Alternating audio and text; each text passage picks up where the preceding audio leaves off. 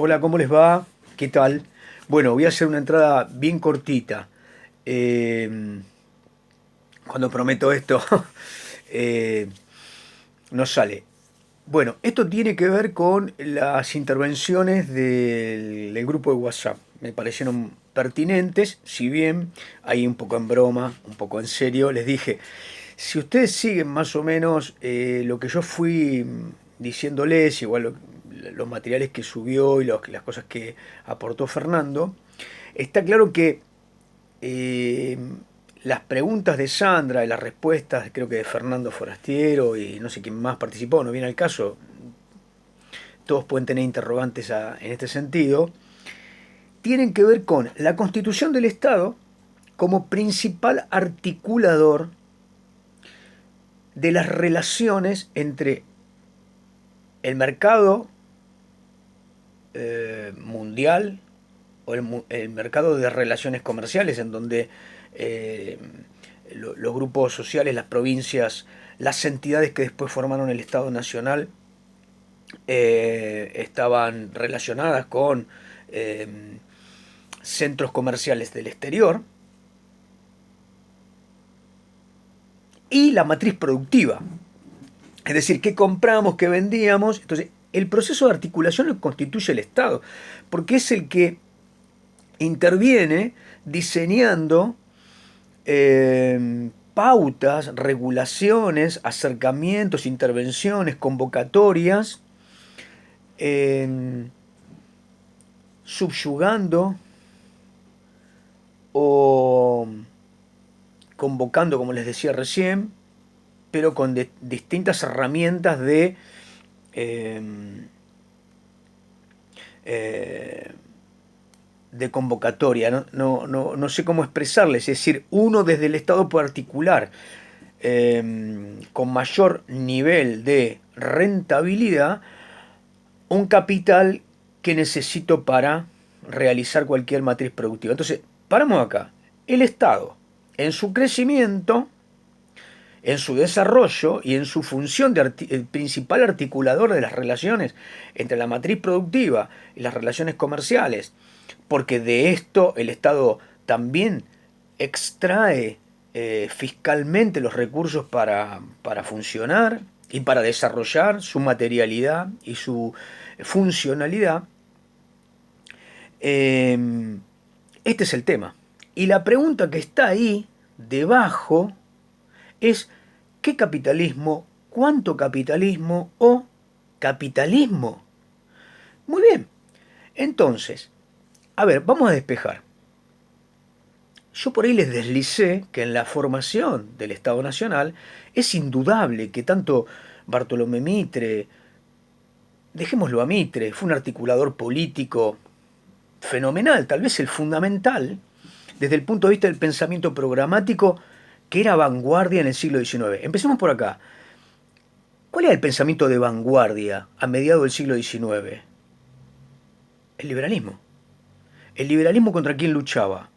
¿Contra quién pujaba para lograr establecer nuevos horizontes de mejoría, bienestar, progreso, derechos? Bueno, el liberalismo articulaba un programa de gobierno, un programa de libertades, de derechos, a establecer en contra de los poderes constituidos, que eran obviamente la iglesia, la nobleza y los sectores que rodeaban a la monarquía. Entonces, nobleza, clero, monarquías, burocracias monárquicas o neomonárquicas que conoció el continente americano, estaban establecidas alrededor de otro tipo de posesiones que no iban de la mano con la constitución de los nuevos estados nacionales. Por ejemplo, la tierra. Por ejemplo, algunos vínculos con las burocracias monárquicas europeas o con centros económicos con los cuales se había aceitado la relación en el periodo colonial y postcolonial. Digo, entonces el liberalismo es el pensamiento de vanguardia del siglo XIX. Si yo pienso a Alberdi, a Sarmiento, a Fragueiro, a Echeverría, a Mitre, desde las variables de 1930, cuando obviamente Scalabrini Ortiz y Jaureche y otros decían que la barbarie británica expoliaba el desarrollo capitalista argentino. Es decir, ahí tengo un problema, pero es un problema histórico. Es lo que yo les dije, tenemos que distanciarnos de lo que nosotros consideramos hoy nocivo del liberalismo para entender que los matices en el desarrollo del pensamiento liberal primero no fueron únicos, fueron múltiples. Y algunos actuaron en forma ecléptica. Ni Sarmiento, ni Alberti, ni Fragueiro, ni este, los grandes hombres, ni Mitre eran un pensamiento unanimista desde lo liberal. A ver, para decirlo fácil, económicamente el desarrollo argentino se propuso desde el lugar de los que vencieron a Rosas como desarrollo del Estado y progreso material vía el capitalismo. Más capitalismo era más progreso. Esto vino de la mano no solo del liberalismo, sino del positivismo, que desde mediados del siglo XIX es la corriente cientificista clásica y que promueve otras corrientes de modernización. Por ejemplo, el laicismo, la separación del Estado de los clásicos poderes, sobre todo el clero, la iglesia, y de los sectores nobiliarios. De los sectores también del patriciado, enancados en los tribunales de justicia, en los clanes provinciales, etcétera, etcétera. Entonces, uno ahí lee lo del siglo XIX y dice, bueno, este Sarmiento, como decía Sandra, ¿no? Este Sarmiento que viajó por todo lado, ¿por qué no vino y trajo, hizo todo? Bueno, porque Sarmiento fue un presidente. Si pensamos así, estamos perdidos. Yo les pedí, por favor, salir del análisis personalista. La biografía es necesaria para la historia nacional, pero cuando la biografía la convertimos en agiografía, la historia de los santos, entonces está el santuario A, el santuario B, el contrasantuario A, el contrasantuario B. Estos hombres que mencioné recién fueron parte de la élite, que tuvo una subélite en las provincias. No fue lo mismo la oligarquía territorial que se convirtió en élite y se modernizó en partes. Les doy un ejemplo. Sarmiento y Mitre querían de distinta manera modernizar, obviamente, la producción que en ese momento era mayoritariamente pecuaria. ¿Qué quería Sarmiento? Introducir el modelo farmer, dividir la tierra en pequeñas propiedades que no fueran latifundio. Mitre no lo ayudó demasiado en su presidencia porque no estuvo centrado en esa posibilidad y Sarmiento, cuando lo quiso llevar a cabo, fracasó porque el latifundio estructurado alrededor de la distribución de ese medio de producción desde 1820 en adelante ya era casi impenetrable. La lucha que Sarmiento lleva a cabo contra la oligarquía territorial se confunde con el tiempo, entonces Sarmiento es representante de la oligarquía territorial. No, Sarmiento es el principal opositor de la oligarquía territorial en el sentido capitalista. Él pretendía otro modelo capitalista. La pregunta es, ¿por qué Sarmiento no lo hizo? Bueno, porque lo propuso con muchísimos errores y con una estructura de poder que dependía de la formación de la élite en ese momento. Partidos políticos incipientes, con personalismos, con clanes partidarios que venían obviamente de los caudillismos más intelectuales, pero finalmente caudillismo. Luchaban contra el caudillismo inorgánico de la Montonera, que era precapitalista. Entonces, cuando uno dice Sarmiento o fulano, supongamos, ¿no? El montonero tal, ¿cuál era el problema ahí? Bueno, las montoneras lo que querían hacer era evitar el poder centralizador del Estado capitalista, porque eso iba en contra de sus intereses feudales o pseudo-feudales, que no solamente atrasaban, sino que todos los canales de modernización eran obturados por esos séquitos mal armados, pero que en todo caso regulaban las relaciones, los caminos, los contactos de los clanes con los niveles de aprovisionamiento, con los niveles de paupérrima fiscalidad que existían en las provincias. Por lo tanto, capitalismo, liberalismo, modernización, laicismo van de la mano. Ahora, en términos económicos, ¿cuál era aquel programa entre el 52-60 y la centralización del Estado? Capital, cuando digo capital, lo que estoy diciendo es, en la Argentina no había bancos o no había bancos lo suficientemente líquidos en condiciones de prestar con exportación de capital que obviamente venía desde Europa, de las naciones desarrolladas. El principal inversor mundial era Gran Bretaña, después Alemania, Bélgica, Francia, después los Estados Unidos.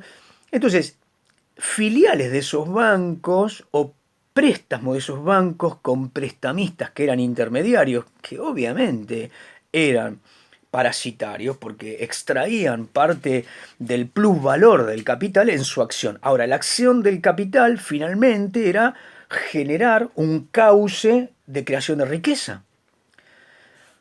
Cuando ustedes se preguntan, ¿por qué razón no podemos hacer nosotros esto? La pregunta que tenemos que hacer es, ¿qué dimensión tiene nuestra economía?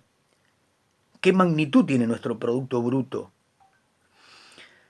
¿Qué expectativas de crecimiento tenemos con la potencia productiva, es decir, el número de trabajadores, la calidad de esos trabajadores, la productividad de esos trabajadores? ¿Qué medios de producción tenemos para generar estos cauces productivos y qué resultado en términos de agregado de valor y puesta en un mercado internacional? Esa riqueza, ¿cómo se distribuye en relación a capital, trabajo, mediante la intervención del Estado? Es otra pregunta. Es muy atinente, pero si mezclamos, acá quiero avanzar, si mezclamos en términos de la justicia e injusticia de esa distribución, es que nos confundimos y le pedimos al capitalismo que sea justo, igualitario, cuando en realidad sabemos que justamente la matriz del capitalismo es el afán de renta, el individualismo y la maximización del capital. Por lo tanto, vuelvo a punto, más capitalismo era más poblamiento con trabajadores dotados de un capital cultural productivo, era lo que quería Alberdi, lo que quería Sarmiento también. Más capitalismo era más capital y esto era más medio de producción. ¿Cómo lo llamaban medio de producción? Bueno, más ferrocarril. Basta de caminos de tierra, basta de caravanas con caballos y caminos de rieles. El ferrocarril, principal inversión entre 1857 y 1950, un siglo, principal inversión estuvo en las manos de Gran Bretaña.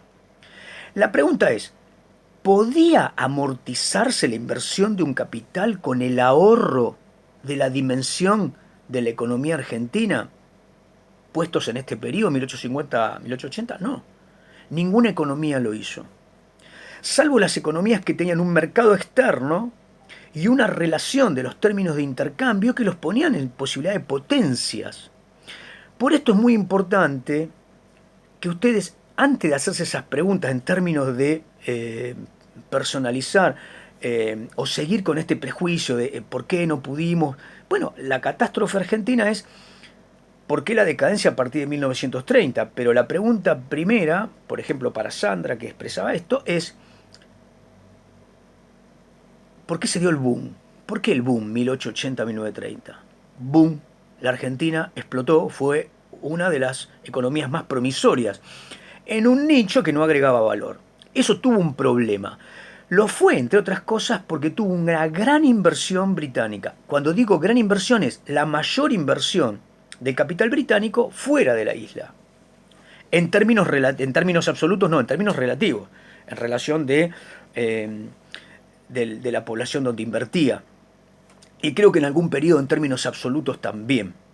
Entonces, dicho todo esto, si Gran Bretaña aportaba ese capital, lo hacía obviamente para maximizar la renta. ¿Qué quiere decir esto? Los capitales invertidos en Europa se estaban amortizados, por lo tanto, hacer un ferrocarril en el centro de Europa generaba menos riqueza para las empresas y para los bancos que hacerlo en Argentina. Obviamente Argentina incentivaba esa inversión con contratos que le dieran un mayor porcentaje de ganancia a las empresas. ¿Por qué lo hacía el Estado argentino? Porque era absolutamente abierto al colonialismo británico. A ver, vamos a responder por partes. Tanto Sarmiento como Alberdi, como Moreno, como Belgrano, como Monteagudo están convencidos que Gran Bretaña era un beneficio, la relación, todos eran librecambistas.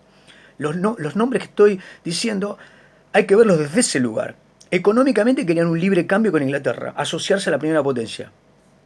Bien, entonces, si ese era un beneficio para el crecimiento, la respuesta a esto no puede ser que fuimos entreguistas. Lo que tenemos que hacer es analizar el marco de inversión de Gran Bretaña en el resto del planeta y ver y seguir los números. Así, hay necesariamente que hacer un análisis del marco colonial o del marco neocolonial en el que la Argentina fue un boom, que fue un boom agropecuario. En eso estoy de acuerdo con ustedes, pero me parece que hay que despersonalizarlo, hay que poner los elementos ideológicos en su lugar y los elementos económicos en su lugar, junto con los políticos.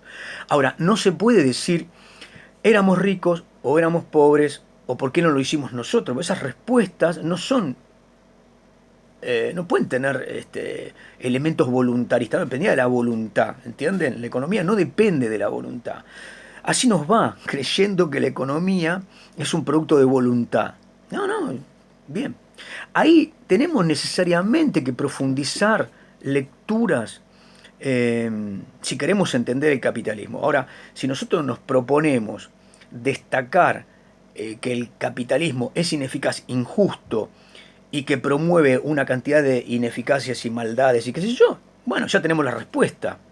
En ese caso nos podemos parar en el ángulo marxista y decir, bueno, ¿en qué medida el desarrollo del capital iba a explotar? Pero esos son planos teóricos. Yo creo que en un punto lo que tenemos que hacer es pensar que la historia determina que las fuentes son de época y tenemos que analizar lo que existía, no lo que nos parece que debió existir, y tenemos que analizar lo que existe, no lo que creemos que debería existir. Esos son planos de expectativa que son totalmente legítimos, pero son una expresión política que muchas veces suele empañar el foco con el cual visualizamos los procesos históricos. Muy bien, no sé si con esto aclaré un poco. Sigo la línea. Lo que dice Ferrer entre 1880 y 1930, que fuimos un boom, pero con uno de los problemas más graves que no se encuentran en los libros de economía, que fue el alto nivel de extranjerización de esa economía. Es decir, todos o casi todos los resortes por los cuales vendíamos gran cantidad de cueros, lana, cebo y muchísimos cereales, lo hacíamos en función de que los ferrocarriles, los bancos, el dragado, el almacenamiento de cereales, las manufacturas industriales y tantas otras cosas estaban en manos de empresas británicas. Por lo tanto, me parece a mí que la mirada de Ferrer nos sirve en términos didácticos para proponernos un camino de desarrollo económico. La segunda etapa económica, ¿se acuerdan? La periodización, que va de el quiebre por el crack del 29 y porque la Argentina no agregaba valor y porque se encuentra con un mundo cerrado y proteccionista, es el desarrollo de un crecimiento hacia adentro, el desarrollo del mercado interno y el desarrollo de una industrialización por sustitución de importaciones que venía de hacía un periodo. Digamos que en la Primera Guerra Mundial ya se empezaron a ver algunos movimientos. En la década del 10, la Argentina ya tenía un proceso incipiente de crecimiento de industrialización. Esa industrialización cobra un fuerte impulso de 1930 hasta 1975, 1973 si quieren, pero marquemos el Rodrigazo. Ese periodo es de alta puja entre el capital y el trabajo. Crecimiento hacia adentro, mercado interno, mejora en los salarios reales, pero también un estatismo creciente que genera grandes marcos de inflación. Ese es el problema de la Argentina, una inflación creciente, galopante, sistémica, que delata un problema de estructura social económica y de regulación del Estado, que es parte del problema y no es parte de la solución. Finalmente, no avanzo porque no llegaron las preguntas sobre eso, pero a partir del 75 en adelante viene la crisis, el sobreendeudamiento, la decadencia ya de la economía en otro plano. Bien, hago un punto acá y quería referirme a esto. Miren, nosotros le propusimos bibliografía que, tal como les estoy diciendo ahora, respecto del capitalismo, de los intentos de modificación y demás, van por una vía descriptiva, analítica, profesional, que podría citar cualquier autor desde la izquierda hasta la derecha. Son, por lo general, clásicos. Ningún economista deja de leer a Ferrer o no lo cita al final porque lo considera un aporte al pensamiento de la historia del capitalismo o la historia económica en la Argentina.